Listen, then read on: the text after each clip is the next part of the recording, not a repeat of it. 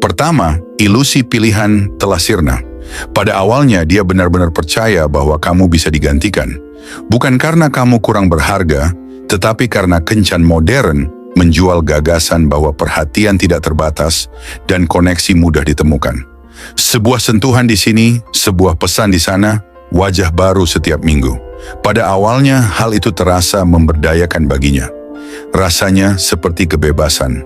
Namun seiring waktu berlalu, kegembiraan itu memudar dan kenyataan mulai terungkap. Percakapan terasa dangkal. Janji-janji terasa tidak konsisten. Energi emosional terasa tersebar dan tidak stabil. Pria-pria yang dia temui mungkin menunjukkan ketertarikan, tetapi mereka tidak bisa memberikan kehadiran yang berarti.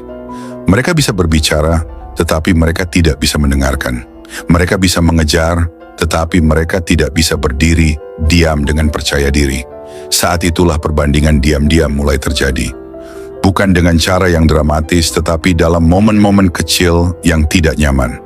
Ketika seseorang bereaksi secara emosional terhadap hal-hal yang kamu tangani dengan tenang. Ketika seseorang mengejar pengakuan alih-alih tujuan hidup. Ketika perhatian terasa lantang namun hampa. Apa yang dulunya tampak normal mulai terasa murahan dibandingkan dengan kestabilan yang kau bawa ke dalam hidupnya. Dia tidak melewatkan pesan-pesan yang terus berdatangan. Dia merindukan perasaan tenang dan nyaman yang dia rasakan saat berada di dekatmu. Dan itu bukanlah sesuatu yang bisa digantikan oleh kelimpahan. Ada pelajaran stoik yang tersembunyi di sini. Epictetus menerima pengasingan tanpa perlawanan sambil berkata, "Baiklah, aku akan pergi." Dia memahami bahwa apa yang dipaksa untuk tetap tinggal tidak memiliki nilai, dan apa yang pergi dengan bermartabat akan meninggalkan jejak. Kepergianmu membawa kekuatan tenang yang sama. Kamu tidak membela nilai dirimu. Kamu tidak bersaing dengan ilusi pilihan. Kamu hanya pergi begitu saja tanpa terpengaruh sedikit pun. Dan itulah mengapa kehidupan itu sendiri harus menjadi guru. Sekarang, melalui perbandingan, dia belajar apa yang telah hilang darinya. Bukan karena kamu mengingatkannya, bukan karena kamu mengejar perhatiannya, tetapi karena kelangkaan baru terungkap setelah ia hilang. Ketika kekacauan menggantikan ketenangan, ketika kebisingan menggantikan kedalaman, ketika ketersediaan menggantikan kehadiran, dan kesadaran itulah yang membawanya kembali. Bukan rasa ingin tahu, bukan kesepian, tetapi pemahaman yang perlahan dan tak terbantahkan bahwa apa yang kamu tawarkan bukanlah hal yang umum. Itu adalah hal yang langka. Kedua, ketidakhadiranmu menciptakan kontras. Kamu tidak perlu memperdebatkan nilai dirimu, kamu tiba-tiba menghilang begitu saja. Dan itu menciptakan ruang untuk kontras antara kamu dan orang lain. Sementara yang lain berusaha lebih keras, berbicara lebih banyak, menjelaskan diri mereka sendiri, kamu tidak melakukan semua itu. Kamu mundur dengan tenang, dan dengan begitu, kamu membiarkan hidup yang membandingkan segalanya untukmu. Itu adalah sesuatu yang sering diremehkan banyak orang. Ketika kamu menjauhkan diri tanpa kepahitan atau drama, apa yang tersisa akan menjadi sangat jelas. Kebisingan menampakkan dirinya sebagai kebisingan. Ketenangan terwujud sebagai substansi. Awalnya, dia tidak menyadarinya. Kehidupan mengisi kekosongan dengan cepat. Percakapan baru, perhatian baru, pola-pola familiar yang disajikan sebagai hal baru. Namun seiring waktu, ada sesuatu yang terasa janggal. Energinya tidak stabil. Kata-kata itu tidak memiliki bobot. Koneksi itu terasa reaktif, bukan berdasarkan kenyataan. Dan disitulah kontras mulai bekerja. Bukan karena kamu ingin dikenang, tetapi karena kehadiranmu memiliki kualitas tertentu yang tidak mudah ditiru. Kamu tidak terburu-buru. Kamu tidak mengejar, kamu tidak perlu terlihat mengesankan. Kamu konsisten dengan cara yang terasa aman dan nyata. Disinilah stoikisme diam-diam masuk ke dalam gambaran. Kaum Stoa percaya bahwa apa yang benar-benar berharga tidak perlu mengumumkan dirinya sendiri. Epictetus mengajarkan bahwa karakter seseorang paling jelas terlihat dari apa yang dilakukannya tanpa sedang diamati. Ketidakhadiranmu mencerminkan bahwa kamu tidak pergi untuk membangkitkan kerinduan. Kamu pergi karena kamu menghormati jati dirimu sendiri. Dan musik yang menjunjung harga diri itu langka. Ketika seseorang berasal dari tempat itu, ketidakhadiran mereka tidak terasa hampa. Hal itu terasa jelas. Bayangkan Diogenes berjalan di kota pada siang hari dengan membawa lampu sambil mengatakan bahwa dia sedang mencari orang yang jujur. Sebagian besar orang tertawa, tetapi intinya bukanlah lampu itu. Itu karena kelangkaan. Integritas sejati sulit ditemukan. Dengan cara yang sama, ketidakhadiranmu menjadi lentera baginya. Tanpa kehadiranmu, dia mulai melihat lebih jelas apa yang hilang. Bukan hanya dirimu, tetapi juga ketenangan yang kau bawa ke dalam hidupnya. Ketenangan yang tak berubah. Kehadiran yang tidak membutuhkan penegasan terus-menerus. Sekarang, ketika dia menengok ke belakang, bukan nostalgia yang menariknya. Ini adalah kontras. Kehidupan telah menunjukkan padanya bahwa apa yang terasa biasa saja bersamamu sebenarnya adalah hal yang langka. Dan kesadaran itu tidak datang disertai kembang api. Hal itu datang dengan tenang, seringkali saat dia paling tidak mengharapkannya. Itulah mengapa dia kembali. Bukan karena kamu berhasil meyakinkannya, tetapi karena kenyataanlah yang membuktikan sebaliknya. Sebelum kita melanjutkan, luangkan waktu sejenak untuk merenungkan apa yang baru saja kamu dengar. Ini bukan tentang membuktikan suatu hal atau menunggu reaksi. Ini tentang memahami kekuatan tersembunyi dari memilih diri sendiri. Tanyakan pada dirimu di mana kamu selama ini menjelaskan, bereaksi, atau mencoba untuk dipahami, dan apa yang mungkin berubah jika kamu kembali ke pusat dirimu sendiri. Refleksi adalah awal dari kejelasan sejati. Jika hal ini sesuai dengan pengalamanmu, bagikan pendapatmu di kolom komentar. Bagian mana dari kontras ini yang paling menarik perhatianmu? Atau perubahan apa yang kamu perhatikan ketika kamu berhenti berusaha untuk diperhatikan? Ketiga, kehidupan telah menurunkan ekspektasinya.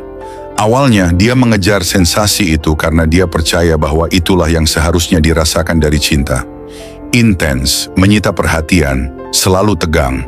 Dia menginginkan percikan api, ketidakpastian, sensasi terseret ke dalam sesuatu yang penuh gejolak emosi. Dan untuk sesaat, koneksi semacam itu terasa mengasihkan. Perhatian baru datang dengan mudah. Percakapan berlangsung dengan cepat. Semuanya terasa penuh energi. Namun hidup punya cara untuk mengungkap apa yang disembunyikan oleh kegembiraan. Momen-momen puncak itu tidak menghasilkan kedalaman. Hal itu menyebabkan kebingungan, sinyal yang campur aduk, dan kelelahan emosional. Api yang dia kejar terus menyala, tetapi tidak pernah menghangatkannya. Yang tersisa hanyalah abu. Saat kebisingan mereda, sesuatu yang tak terduga terjadi. Dia mulai mengingat kembali bagaimana rasanya bersamamu. Bukan dengan cara yang dramatis dan romantis, tetapi di saat-saat tenang ketika tidak ada yang mengalihkan perhatiannya. Dia ingat bahwa kehadiranmu tidak menuntut penampilan emosional. Bagaimana berada di dekatmu terasa stabil, mantap, hampir tanpa usaha. Saat itu dia berpikir bahwa ketenangan berarti ada sesuatu yang hilang. Sekarang dia mengerti bahwa itu berarti sesuatu itu padat. Dia membandingkan ketidakstabilan yang dialaminya dengan konsistensi yang kamu tawarkan.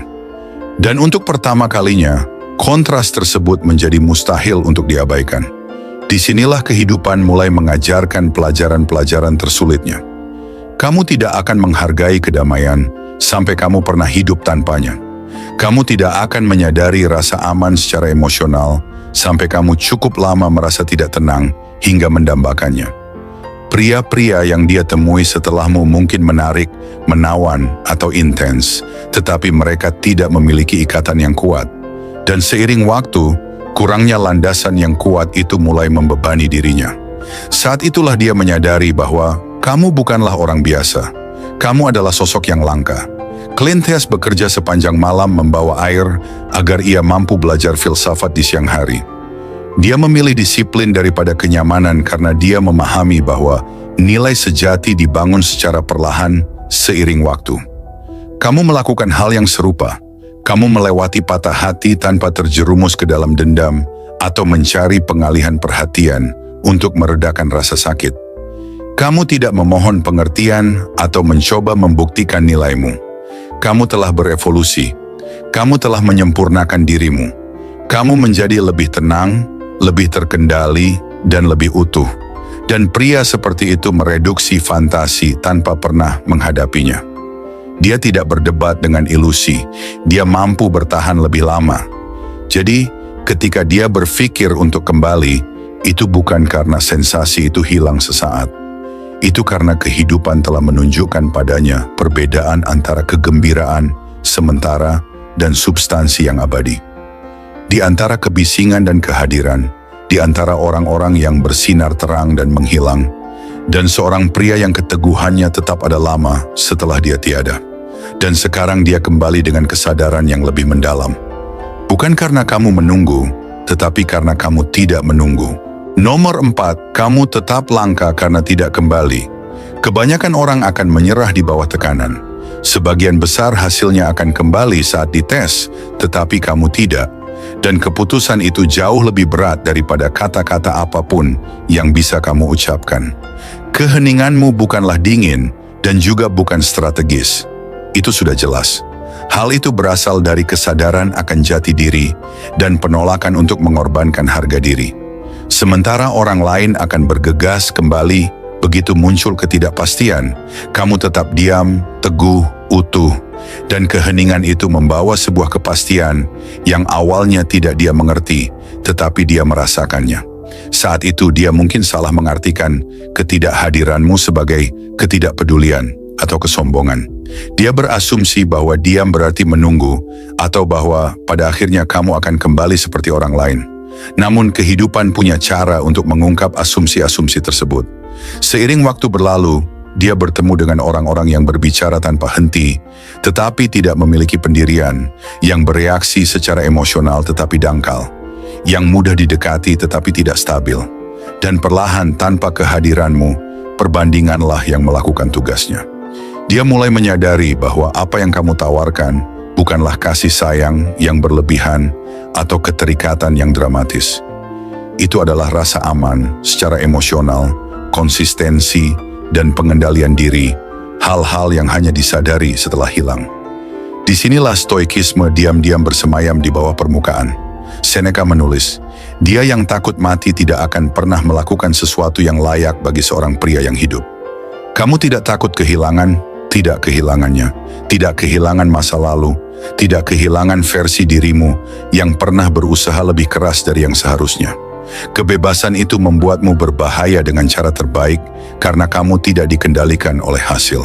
Kamu tidak memohon, kamu tidak bernegosiasi, kamu tidak menjelaskan dirimu sampai kelelahan. Kamu percaya bahwa apa yang ditakdirkan untuk tetap ada tidak akan mengharuskanmu untuk meninggalkan dirimu sendiri. Hidup terus menempatkannya dalam situasi yang menyoroti perbedaan itu. Momen-momen di mana ketenangan hilang, di mana kata-kata terasa hampa, di mana perhatian terasa murahan. Dan di saat-saat itu, ingatanmu tidak hanya datang dengan kerinduan, itu datang dengan rasa hormat.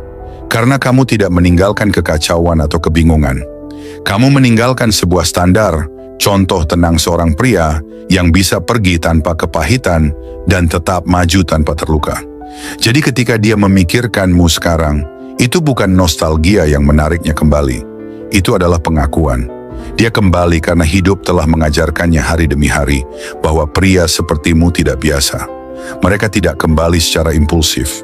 Mereka tidak tinggal di tempat di mana mereka tidak dihargai. Mereka tidak perlu mengumumkan kekuatan mereka. Mereka hanya menjalaninya. Dan begitu hidup menunjukkan betapa langkanya hal itu, ketidakhadiran yang kamu pilih menjadi mustahil untuk diabaikan. Nomor 5, bayangannya berubah tanpa reaksi kamu. Dia dulu membaca dirinya sendiri di mata kamu. Bagaimana kamu menatapnya, bagaimana kamu menjawab, seberapa cepat kamu bereaksi ketika dia mengubah dinamika. Perhatianmu bukan hanya kasih sayang, itu adalah umpan balik. Itu memberitahu dia siapa dirinya saat itu dan seberapa besar pengaruhnya. Ketika dia menjauh, ketika dia menguji ruang, respons kamu selalu melengkapi lingkaran. Begitulah cara kerja bayangan itu. Ketika cermin itu menghilang, dia tidak hanya kehilangan kontak denganmu. Dia kehilangan cara yang familiar untuk memahami dirinya sendiri. Dan kehilangan semacam itu halus, tetapi sangat mengganggu. Awalnya, dia meremehkannya.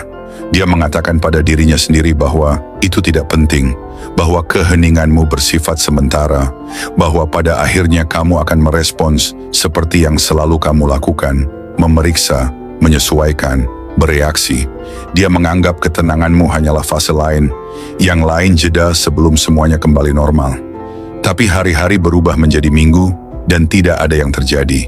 Tidak ada pengecekan emosional, tidak ada rasa ingin tahu, tidak ada upaya diam-diam untuk menariknya kembali ke fokus.